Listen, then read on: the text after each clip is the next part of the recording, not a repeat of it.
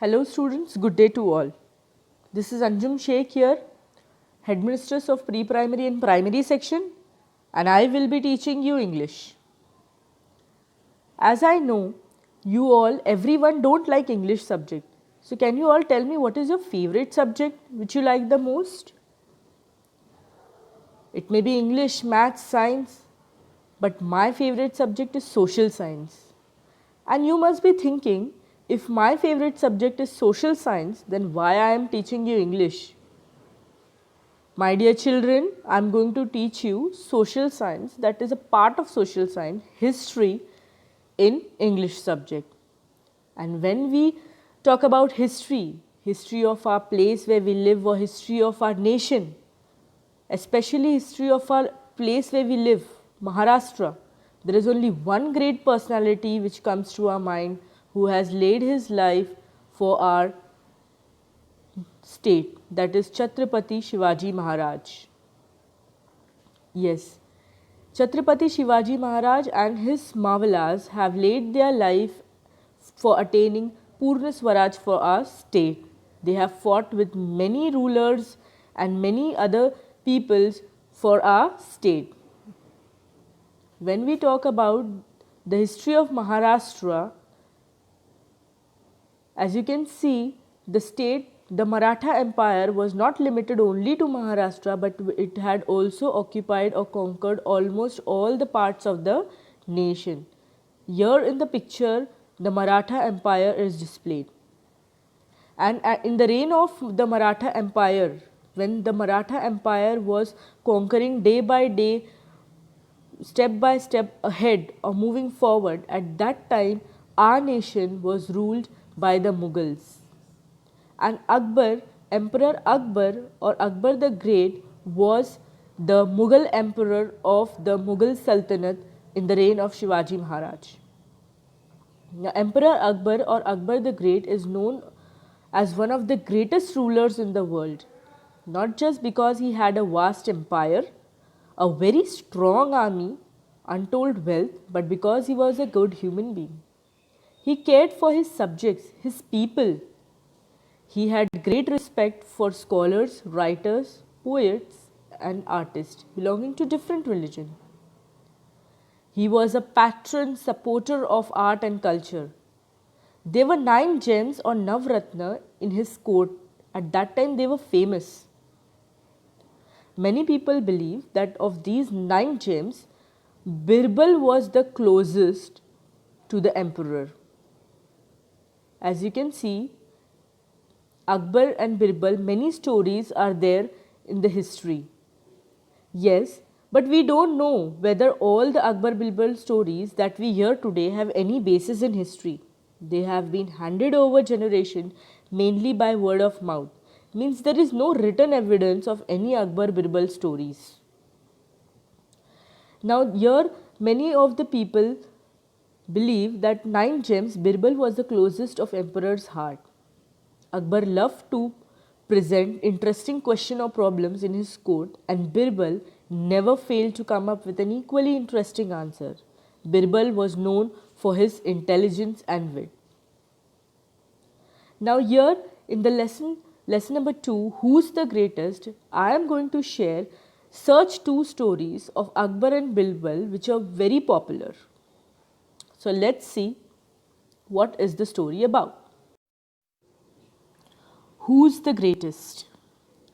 Now in this lesson, we are going to learn about the stories of Akbar and Birbal. Let's see.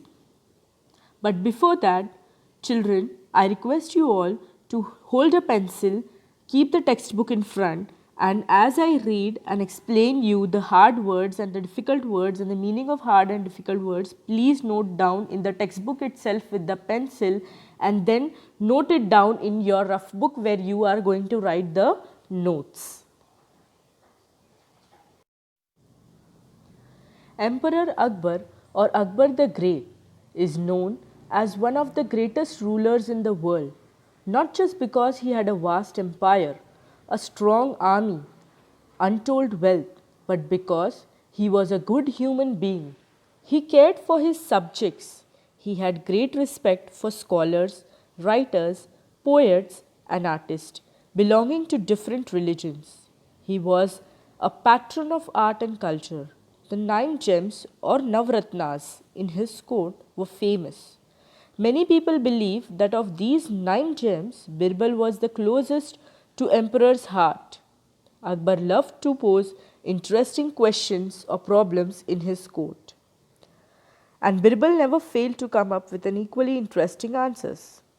We don't know whether all the Birbal and Akbar stories that we hear today have any basis in history. They have been handed down over generations mainly by word of mouth. Here are two of them. Now, in these two, story number one day, Emperor entered the court with a very serious expression on his face. As soon as he was seated, he said, I have a question for all of you. What should be the punishment for someone who pulls my moustache?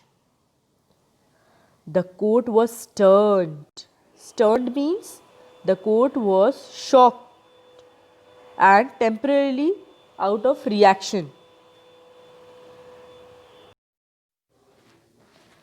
The court was stunned. Pull the emperor's moustache? It was unheard of. Flog him. Give him 50 lashes of whip, exclaimed one nobleman. Flog him means beat him, and give him 50 lashes of whip.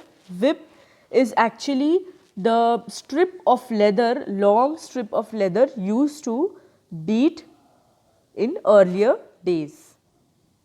That's not enough.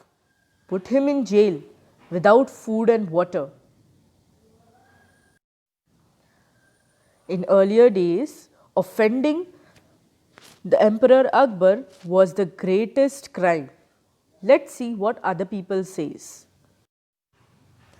Whip him, beat him up, hang him, cut off his offended hands. The agitated courtiers began to cry out. Only Birbal was silent. He was even smiling a little. Now, agitated courtiers means disturbed. They were already disturbed because of the Emperor Akbar's question that what could be the punishment? How can one pull the moustaches of the Emperor Akbar? What do you say, Birbal? What is your opinion? In my opinion, O giver of peace to the world, the offender should be given his favorite sweet meats. Raja Birbal, are you out of your mind? Give sweetmeats for such a grave offence? Grave offence means a very big crime. The courtiers began to say. Birbal smiled and offered an explanation. Yes, who would be so bold as to pull the emperor's moustache? Only his own grandson. And when Akbar heard this, he burst out laughing because that is exactly what happened in the morning. As you all know, this was an example of Birbal's intelligence and wit, that how Birbal logically thought about what had happened, who can pull the moustache of Emperor Akbar, as everyone was without thinking stating many punishments, but Birbal did not said anything. He thought what could have happened or who would have done this, then he stated his explanation. This way, children, we all have to have a very logical thinking. This will help to lead us a very good life. Story number 2. Here it starts. On another occasion, Akbar was relaxing with some of his courtiers. A few of them thought that this was a good opportunity to shower praise on the emperor and get some favors from him. Means at that time that courtiers thought that if they say warm pleasing statements to the emperor, then the emperor would give them some favors or have a soft corner for them. They began to compete with each other in praising Akbar. You are the greatest of the kings. You are the greatest of the kings or emperors that lived on the earth. You are the greatest of all the people in the heaven or earth. You are as great as God Almighty. You are greater than God Almighty. My God, people start to praising him so much that they said that you are greater than God Almighty. Now Akbar was no fool. He did not care for false praise. He stopped the courtiers and asked, "Do you all believe so?" Yes, they answered in one voice. Means they were so busy in praising the emperor that they couldn't even believe or couldn't even recognize that exactly what they have stated. Next line. All right, then prove. Tell me at least one thing that I can do, but God Almighty will not be able to do. Otherwise, you all will incur our royal displeasure or have till tomorrow morning to prove it. Now, the Emperor Akbar had given them the time limit for tomorrow's morning to prove how Akbar Emperor is greater than God Almighty. Now, otherwise, what will happen? The people will be punished. The courtiers are going to be punished if they are not able to prove it. Next. Akbar then left the place without another look at the courtiers. They were in a proper fix. They thought and thought but couldn't think of any such thing. In the end, they went to Birbal. When Birbal heard their stories, he told them not to worry. The next morning, the court was full.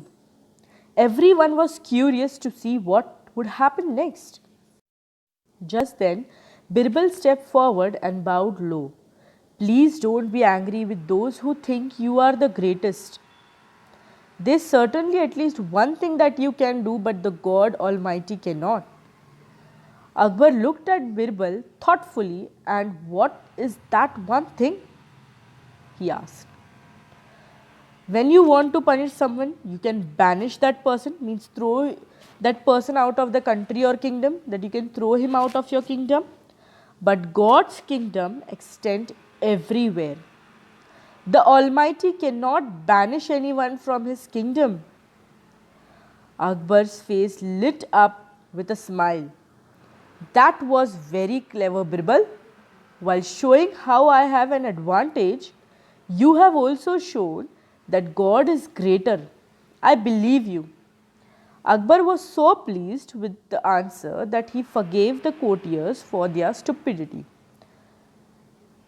Now children, can you see how Birbal logically and tactfully used to answer the questions of Emperor Akbar? Who's the greatest is an interesting lesson which narrates two of the very popular Akbar and Birbal stories, right? I'm just revising it.